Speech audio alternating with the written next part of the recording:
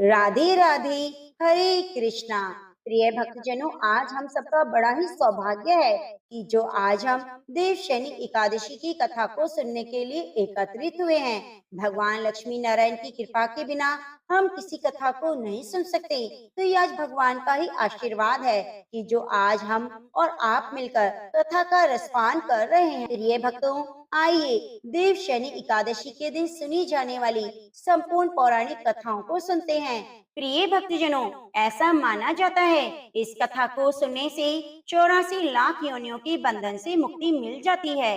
भगवान श्री कृष्ण ने गोपियों के साथ बहुत सी लीलाएं की। श्री कृष्ण गोपियों की मटकी फोड़ते, माखन चुराते, गोपियां भी श्री कृष्ण का उल्हाना लेकर यशोदा मैया के पास जाती। ऐसा बहुत बार हुआ। एक बार की बात है, यशोदा मैया प्रभु श्री कृष्ण की शैतानियों से तंग आ गई और छड़ी लेकर भगवान श्री कृष्ण की ओर दौड़ी। जब प्रभु ने अपनी मैया को क्रोध में देखा तो वह उनसे बचाव करने के लिए भागने लगे और भागते भागते भगवान श्री कृष्ण एक कुम्हार के पास पहुंच गए। कुम्हार तो अपनी मिट्टी के घड़े बनाने में व्यस्त था, लेकिन जैसे ही कुम्हार ने श्री कृष्ण को देखा तो वह बड़ा खुश हुआ, क्योंकि कुम्हार जानता था कि ये साक्षात परमेश्वर हैं। तब प्रभु ने कुम्हार से कहा, हे कुम्हार, आज मेरी मैया मुझ पर बहुत क्रोधित है। मेरी मैया छड़ी लेकर मेरे पीछे आ रही है, आप मुझे कहीं पर छुपा लो।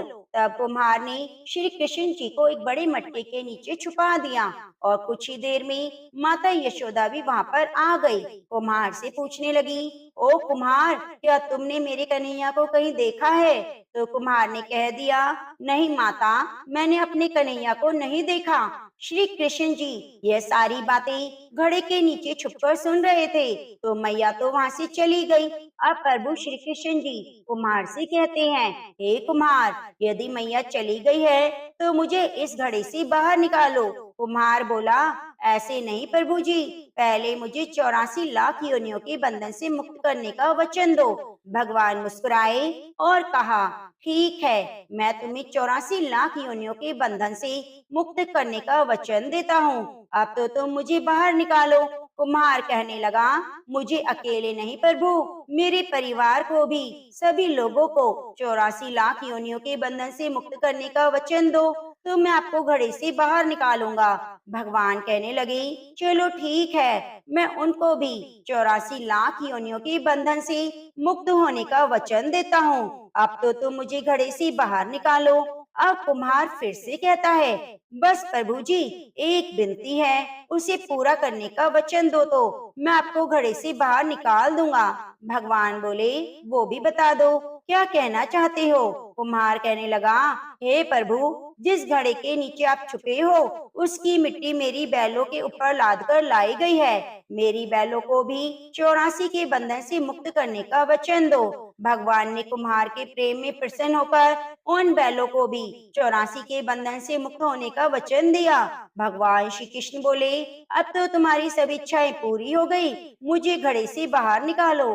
तब कुम्हार कहता है, अभी नहीं भगवान, बस एक अंतिम इच्छा और है, उसे पूरा कर दीजिए, और वह यह है, जो भी प्राणी हम दोनों के बीच का संवाद सुनेगा उसे भी आप 84 लाख योनियों के बंधन से मुक्त करोगे।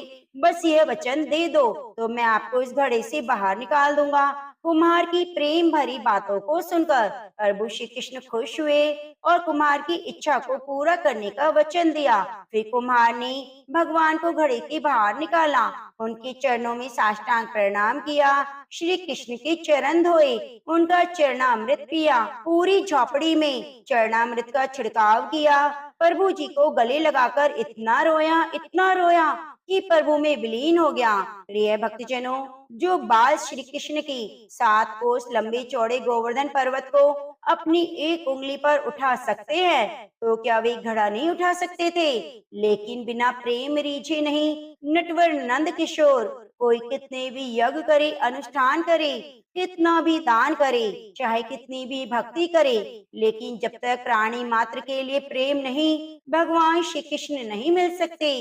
तो एक बार प्रेम से बोलिए, राधा रानी सरकार की जय। राधा कृष्णा एक हैं, मिलकर हरते ताप, राधा कृष्ण रटती रहो, मिट जाए सब पाप। तो प्रेम से बोलिए राधा कृष्ण भगवान की जय। एक बार अर्जुन ने कहा, हे श्री कृष्ण, आषाढ़ मास के शुक्ल पक्ष की एकादशी का क्या व्रत है? उस दिन किस देवता का पूजन होता है? उसका क्या विधान है और कथा क्या है? यह सब विस्तार पूर्वक बताइए। तब भगवान श्री कृष्ण ने कहा, हे धनुर्धर, एक बार नारद जी ने ब्रह्मा जी से यही प्रश्न पूछा था। तब ब्रह्मा जी ने कहा, नारद, तुमने कलयुग में प्राणी मात्र के उद्धार के लिए सबसे श्रेष्ठ प्रश्न पूछा है, क्योंकि एकादशी का व्रत सभी व्रतों में उत्तम है। इसके व्रत से सभी पाप नष्ट हो जाते हैं। इस एकादशी का नाम देवशयनी एकादशी है। यह व्रत करने से भगवान विष्णु प्रसन्न होते हैं। इस संबंध में मैं तुम्हें एक पौराणिक कथा सुनाता हूँ। ध्यान पूर्वक सुनो। राजा मानधाता एक सूर्यवंशी राजा थे। वे सत्यवादी, महान तपस्वी और चक्रवर्ती थे। वे अपनी प्रजा का पालन संतान की तरह करते। उनकी सारी प्रजा धन धान्य से परिपूर्ण थी और सुख पूर्वक जीवन यापन कर रही थी। उनके राज्य में कभी अकाल नहीं पड़ता, कभी किसी प्रकार की प्राकृतिक आपदा नहीं आती। परंतु ना जाने उनसे देव क्यों रुष्ट हो गए, ना मालूम राजा से क्या भूल हो गई। एक बार उनके राज्य में जबरदस्त अकाल पड़ गया। प्रजा अन्न की कमी के कारण अत्यंत ही दुखी रहने लगी। प्रजा अन्न की कमी के कारण अत्यंत ही दुखी रहने लगी। राज्य में यज्ञ होने बंद हो गए। अकाल से पीड़ित प्रजा एक दिन दुखी होकर राजा के पास जाकर प्रार्थना करने लगी, हे राजन, समस्त संसार की सृष्टि का मुख्य आधार वर्षा है। इसी वर्षा के अभाव से राज्य में अकाल पड़ गया है और अकाल से प्रजा मर रही है। हे भूपति, आप कोई ऐसा जतन कीजिए जिससे हम लोगों का कष्ट दूर हो सके। यदि जल्दी ही अकाल से मुक्ति ना मिली तो विवश होकर प्रजा को किसी दूसरे राज्य में शरण लेनी पड़ेगी। प्रजाजनों की बात सुनकर राजा ने कहा, आप लोग सत्य कह रहे हैं। वर्षा न होने से आप लोग बहुत दुखी हैं। राजा के पापों का कारण ही प्रजा को कष्ट भोगना पड़ता है। मैं बहुत सोच विचार कर रहा हूँ, फिर भी मुझे अपना कोई दोष दिखाई नहीं दे रहा। आप लोगों के कष्ट को दूर करने के लिए मैं बहुत उपाय कर रहा हूँ, परंतु आप चिंतित ना हो, मैं इसका कोई ना कोई उपाय अवश्य ही करूँगा। राजा के वचनों को सुनकर प्रजा जन चले गए। राजा मानधाता भगवान की पूजा कर कुछ विशिष्ट व्यक्तियों को साथ लेकर वन को चल दिया। वहाँ वह ऋषि मुनियों के आश्रम में घूमते घूमते अंत में ब्रह्मा जी के मानस पुत्र अंगिरा ऋषि के आश्रम में पहुंचा। रथ से उतरकर राजा आश्रम में चले गए। वहाँ ऋषि अभी नित्य कर्म से निवृत्ति हुए थे कि राजा ने उनके सम्मुख पहुंचकर उन्हें दंडवत प्रणाम किया। ऋषि ने राजा को आशीर्वाद दिया और पूछा, हे राजन, आप इस स्थान पर किस प्रयोजन से आए हैं, सो कहिए। राजा ने कहा, हे महर्षि, मेरे राज्य में 3 वर्ष से वर्षा नहीं हो रही, इससे अकाल पड़ गया है। प्रजा कष्ट भोग रही है। राजा के पापों के प्रभाव से ही प्रजा को कष्ट मिलता है, ऐसा शास्त्रों में लिखा है। मैं धर्म के अनुसार राज्य करता हूँ, फिर भी अकाल कैसे पड़ गया, इसका मुझे अभी तक पता नहीं लग सका। अब मैं आपके ही पास इस संदेह की निवृत्ति के लिए आया हूँ। आप कृपया कर मेरी इस समस्या का निवारण करें। मेरी प्रजा के कष्ट को दूर करने के लिए कोई उपाय बताएं। सारा वृतांत सुनने के बाद ऋषि ने कहा, हे राजन, इस सतयुग में धर्म के चारों चरण सम्मिलित हैं। यह युग सभी युगों में उत्तम है। इस युग में केवल ब्राह्मणों को ही तप करने, वेद पढ़ने का अधिकार है, किंतु आपके राज्य में एक शूद्र तपस्या कर रहा है। इसी दोष के कारण आपके राज्य में वर्षा नहीं हो रही। यदि प्रजा का कल्याण चाहते हो तो शीघ्र ही उस शूद्र का वध कर दो। जब तक आप यह कार्य नहीं कर लेते, तब तक राज्य में अकाल की पीड़ा से कभी मुक्ति नहीं हो सकती। ऋषि के वचन सुन राजा ने कहा, हे मुनि श्रेष्ठ, मैं उस निरपराध तप करने वाले शूद्र को नहीं मार सकता। किसी निर्दोष मनुष्य की हत्या करना मेरे नियमों के विरुद्ध है। मेरी आत्मा इसे किसी भी स्थिति में स्वीकार नहीं करेगी। आप इस दोष से मुक्ति का कोई दूसरा उपाय बताएं। राजा को विचलित जान ऋषि ने कहा, हे राजन, यदि आप ऐसा चाहते हो तो आषाढ़ मास के शुक्ल पक्ष की देवशयनी नाम की एकादशी का विधान पूर्वक व्रत करो। इस व्रत के प्रभाव से तुम्हारे राज्य में वर्षा होगी और प्रजा भी पूर्व की भांति सुखी हो जाएगी, क्योंकि इस एकादशी का व्रत सिद्धियों को देने वाला है, कष्टों से मुक्ति करने वाला है। ऋषि के इन वचनों को सुनकर राजा अपने नगर वापस आ गया और विधान पूर्वक देवशयनी एकादशी का व्रत किया।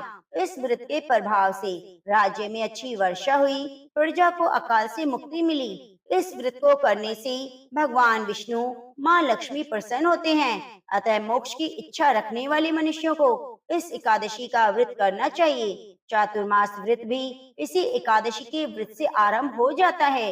इसके बाद भगवान श्री कृष्ण कहते हैं, अपने कष्टों की मुक्ति पाने के लिए किसी दूसरे का बुरा नहीं करना चाहिए। अपनी शक्ति से भगवान पर पूरी श्रद्धा और आस्था रखकर संतों के कथन अनुसार सत्य कर्म करते हुए बड़े से बड़े कष्टों से सहज ही मुक्ति मिल जाती है। तो प्रेम से बोलिए राधा कृष्ण भगवान की जय। एक नाथ जी महाराज उच्च कोटि के संत थे। एक बार पितृपक्ष के दिनों में एक नाथ जी महाराज के घर पर ब्राह्मणों के लिए भोजन पक रहा था। तभी उस समय कुछ गरीब भिक्षु वहां से गुजरे। उन्हें बनते हुए पकवानों की बड़ी अच्छी खुशबू आई। तब वे आपस में बातें करने लगे, आज तो श्राद्ध है, अच्छा भोजन मिलेगा। तब उन्हीं भिक्षुकों में से एक कहने लगा, पहले तो ब्राह्मणों को भोजन मिलेगा, फिर जो कुछ बच जाएगा वही हमें मिलेगा, इसलिए परेशान क्यों होते हो। यह सुनकर एक नाथ जी महाराज ने अपनी पत्नी गिरजाबाई से कहा, देखो इन गरीबों में भी भगवान बसते हैं। इन्होंने कभी अच्छे स्वादिष्ट भोजन ग्रहण नहीं किए। आज मैं ये सोचता हूँ यह भोजन पहले इन गरीबों को करवा दूं, उसके बाद हम श्राद्ध का भोजन ब्राह्मणों को करा देंगे। क्या तुम फिर से ब्राह्मणों के लिए भोजन बना दोगी? तो गिरजाबाई ने हाँ कह दिया। अब तो एक नाथ जी महाराज ने बड़ी श्रद्धा से, बड़े प्रसन्न मन से उन गरीबों को भोजन करा दिया। इसके बाद गिरजाबाई फिर से नहा धोकर चौका साफ करके ब्राह्मणों के लिए भोजन बनाने में जुट गई। लेकिन तब तक पूरे गांव में बात फैल चुकी थी कि आज एक नाथ जी ने ब्राह्मणों के लिए बना हुआ भोजन किसी और को करा दिया। तब ब्राह्मणों को यह बात पता चली तो उन्होंने इसे अपमान समझा और निश्चय किया कोई भी अब एक नाथ महाराज के घर भोजन नहीं करेगा। ब्राह्मणों को तो इसे अपना अपमान समझकर बड़ा क्रोध आ रहा था। उन्होंने दो लठधारी हटे कटे ब्राह्मण एक नाथ के घर पर खड़े कर दिए ताकि एक नाथ महाराज जी के घर कोई भोजन करने ना जा सके।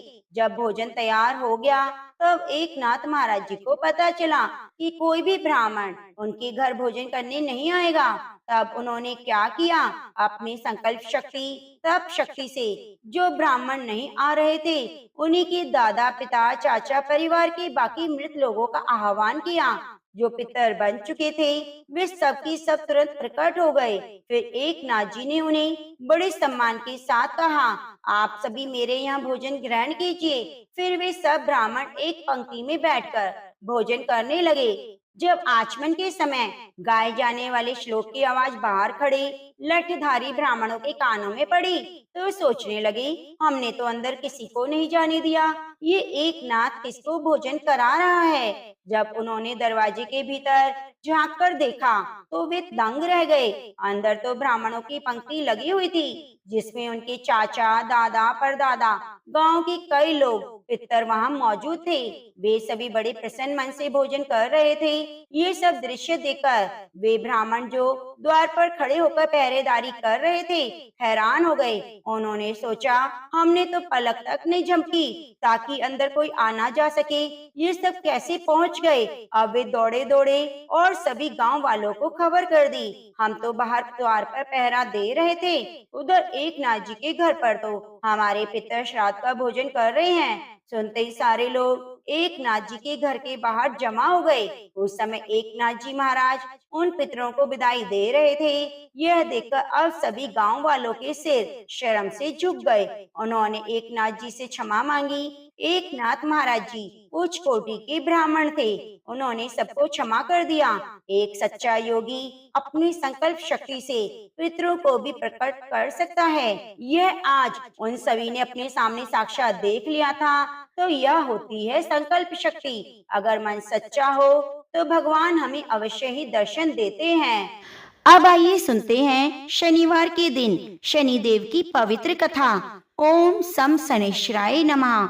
शनिदेव को न्याय का देवता कहा गया है। वे किसी से पक्षपात नहीं करते। जो जैसा कर्म करता है शनिदेव वैसा ही फल प्रदान करते हैं। इसलिए जिनके कर्म अच्छे होते हैं शनिदेव उनकी रक्षा करते हैं और उन पर अपनी विशेष कृपा बरसाते हैं। आज शनिवार का पवित्र दिन है। इस दिन शनिदेव की पूजा, उनका स्मरण, कथा को सुनना बहुत ही शुभ माना जाता है। इससे दुख दरिद्रता दूर होती है, जीवन में शांति आ जाती है और सभी नवग्रहों की कृपा बनी रहती है।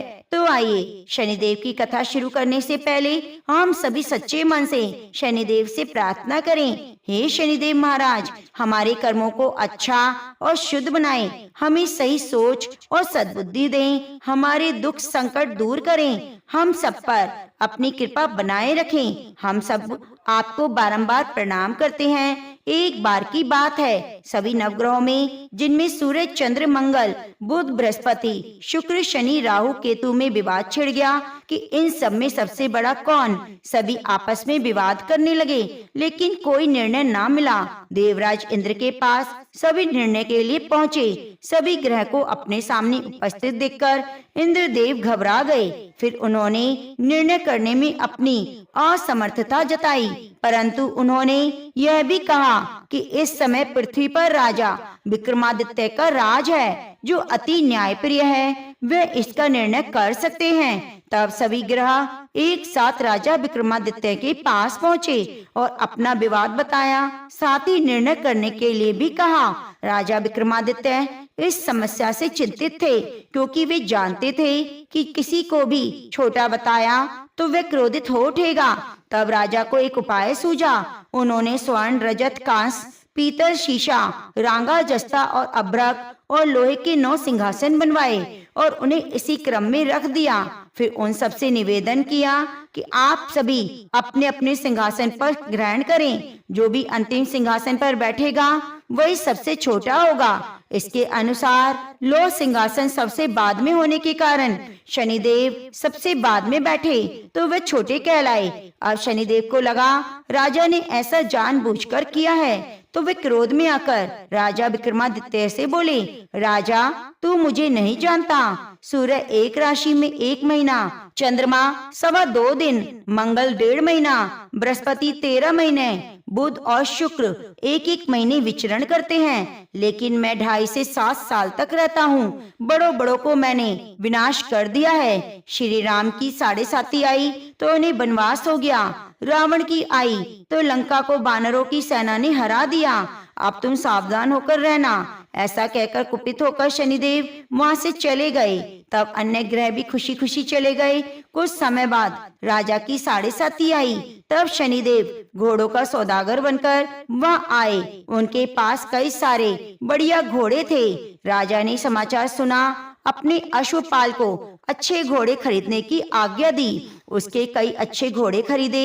एक सर्वोत्तम घोड़े को राजा की सवारी करने को दिया गया। अब जैसे ही राजा उस घोड़े पर सवार हुए, वे थोड़ा सरपट वन की ओर भागा और घने जंगल में पहुंचकर वे अंतर्ध्यान हो गया। अब राजा भूख प्यास से भटकते रहे। तब एक ग्वाले में उन्हें पानी पिलाया। राजा ने प्रसन्न होकर उन्हें अपनी अंगूठी दी और वह अंगूठी देकर राजा अपने नगर को चल पड़े। वहाँ उन्होंने अपना नाम उज्जैन निवासी वीका बताया और वहाँ उन्होंने एक सेठ की दुकान में रुककर जलपान किया। कुछ देर रुककर आराम भी किया।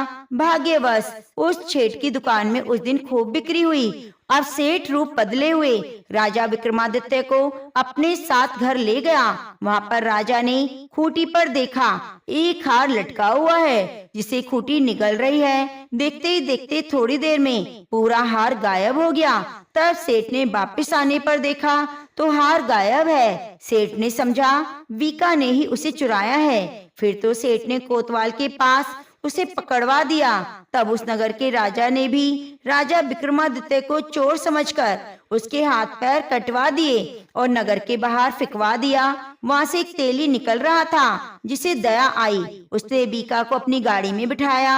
वह अपनी जीभ से बैलों को हाँकने लगा। उस समय राजा की शनि दशा समाप्त हो गई। वर्षा ऋतु आने पर राजा मल्हार गाने लगा।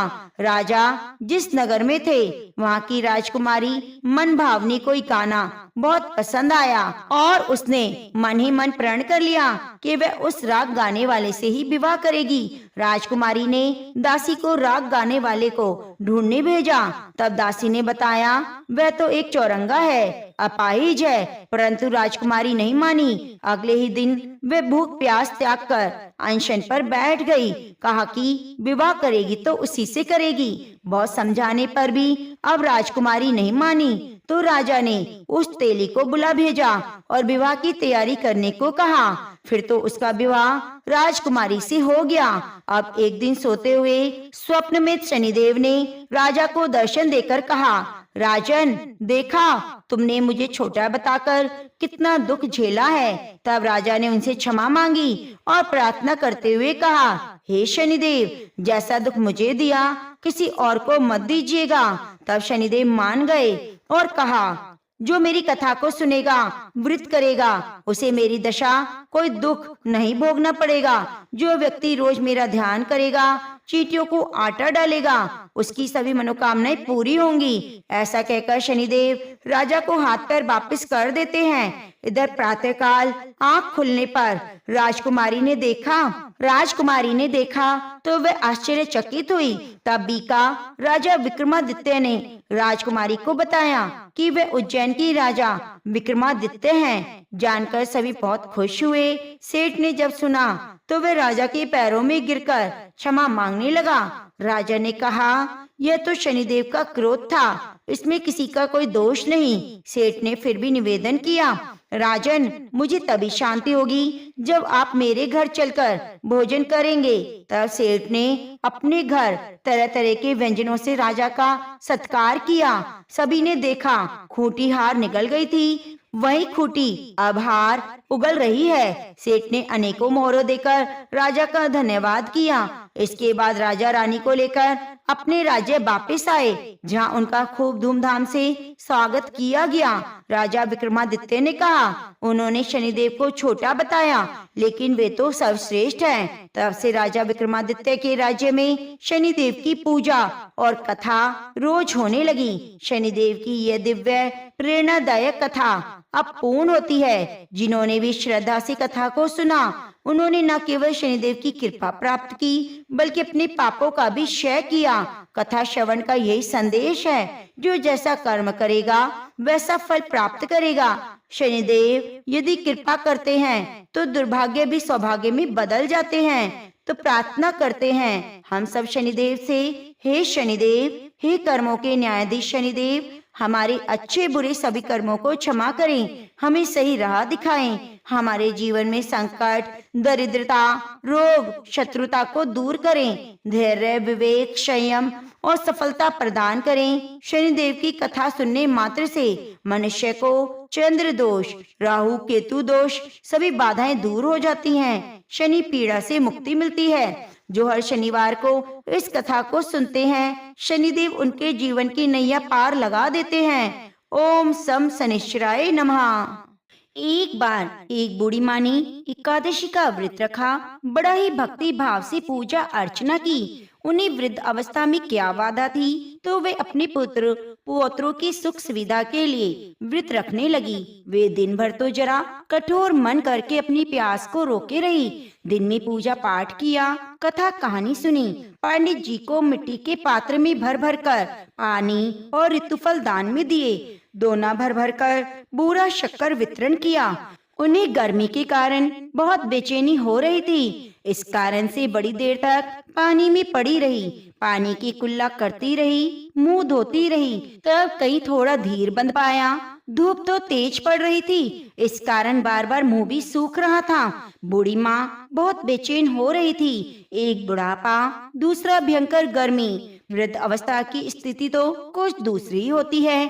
जैसे जैसे रोध होकर दिन कट गया, अब पहाड़ सी काली रात सामने थी, उसका कटना बड़ा ही कठिन दिखाई दे रहा था। खटिया पर पड़े शांति नहीं मिल रही थी, बार बार करवट बदल रही थी, अनेक बार बाहर जाती भीतर आती, उनके घर के अंदर शांति नहीं थी। वे पड़ी पड़ी एकादशी माता का स्मरण करती रही, कहती रही, हे माता, आप मेरी लाज रखिएगा, आप ही मुझे शक्ति दीजिएगा जिससे मैं भली भांति आपका व्रत रख सकूं, ये पहाड़ सी रात शांति पूर्वक व्यतीत हो सके। प्यास के कारण बूढ़ी माँ की बेचैनी तो बढ़ रही थी। उन्होंने धैर्य रखने का बहुत प्रयास किया, किंतु सहनशीलता की सीमा टूट गई और वे घबराकर एकदम चिल्ला पड़ी, बोली, बचाओ बचाओ।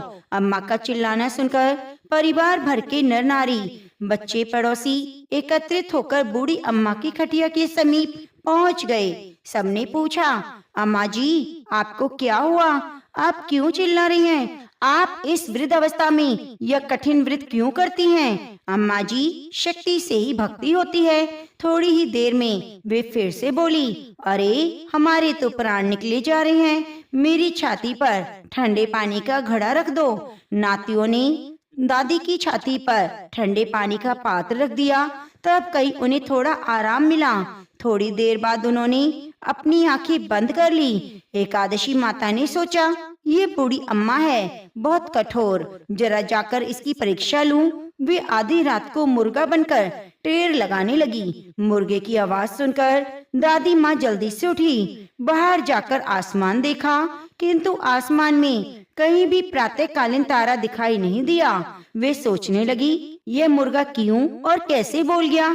उन्हें प्यास तो लग रही थी, थोड़ा उनका मन भी विचलित होने लगा, किंतु अंत में उन्होंने निश्चय किया, अब मैं इस व्रत को पूर्ण करके ही छोड़ूंगी, चाहे मेरे प्राण निकल जाएं। यह सोचकर वे फिर से खटिया पर स्थिर होकर लेट गई।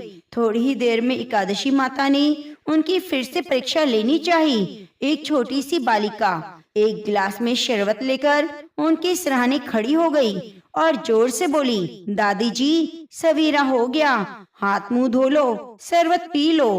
पहले तो शरबत का गिलास देखकर उसका मन ललचा गया, किंतु अचानक व्रत का स्मरण हो आया। उन्होंने सोचा, मैं किसी भी प्रकार से अभी शरबत नहीं पी सकती। वे शांति पूर्वक खटिया पर लेट गई।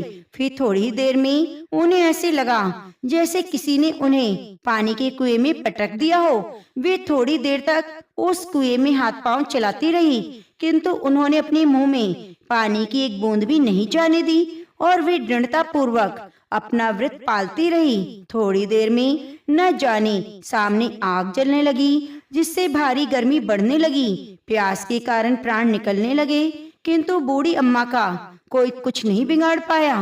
वे जहाँ की तहाँ मुस्कुराती हुई बैठी रही। थोड़ी ही देर में बाहर प्रकाश दिखाई देने लगा, ऐसे लगा सवेरा हो गया।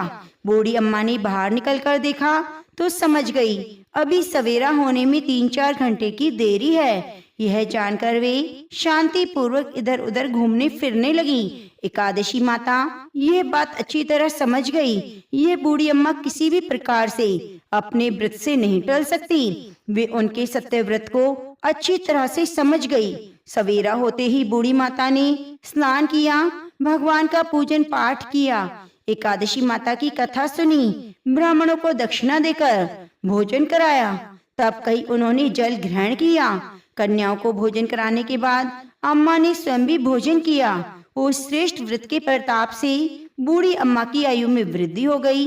घर परिवार हरा भरा हो गया और उनके अब कोई अभाव नहीं रहा। इस तरह से सुख साधनों से संपन्न हो गई। नाती नातिन से उनका घर भर गया।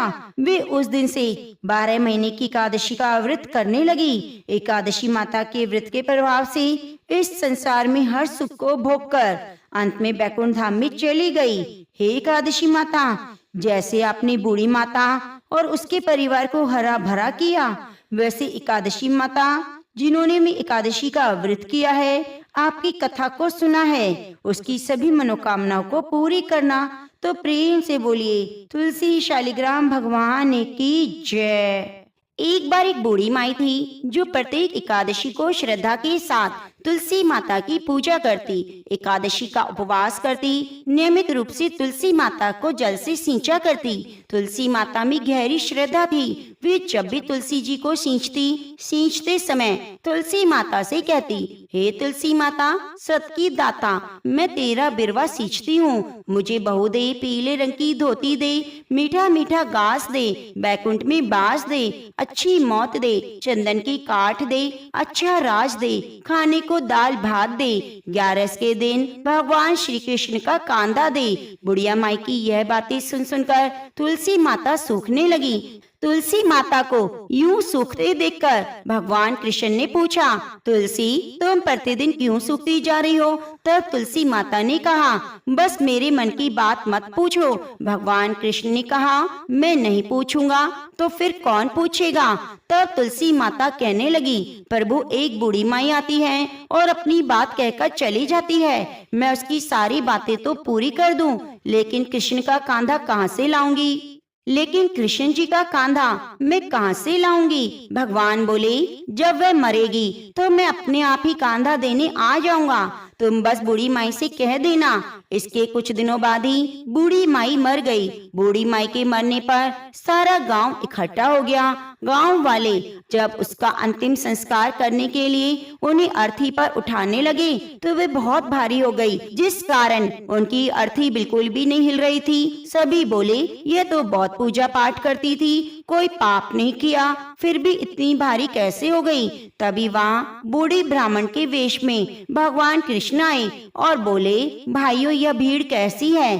तब गांव वालों ने बताया, एक बूढ़ी माई मर गई है और वह इतनी पापिन थी कि उसकी अर्थी तो उठ ही नहीं रही, वे बहुत भारी हो गई है। ब्राह्मण रूपधारी भगवान कृष्ण बोले, मुझे इसके कान में कुछ कहने दो, फिर यह उठ जाएगी। तब गांव वालों के कहने पर भगवान कृष्ण बूढ़ी माई के कान के पास जाकर उसके कान में बोले, हे माई, तू अपने मन की बात कर ले, पीतांबर की धोती ले, मीठा मीठा घास ले, बैकुंठ में बास ले, चटके की चाल ले, चंदन की काठ ले, झालर की झिनकार ले, दाल भात का जीवन ले और ले कृष्ण का कांधा।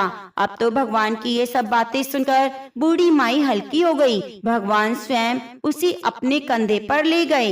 इस तरह बूढ़ी माई को मुक्ति मिल गई और वह वैकुंठ को चली गई। हे तुलसी माता, जैसे आपने इस बूढ़ी माई की मुक्ति करी, वैसे सभी की करना। जैसे भगवान ने उन्हें कांधा दिया, वैसे हमें भी देना। तो प्रेम से बोलिए, कृष्ण भगवान की जय, तुलसी माता की जय।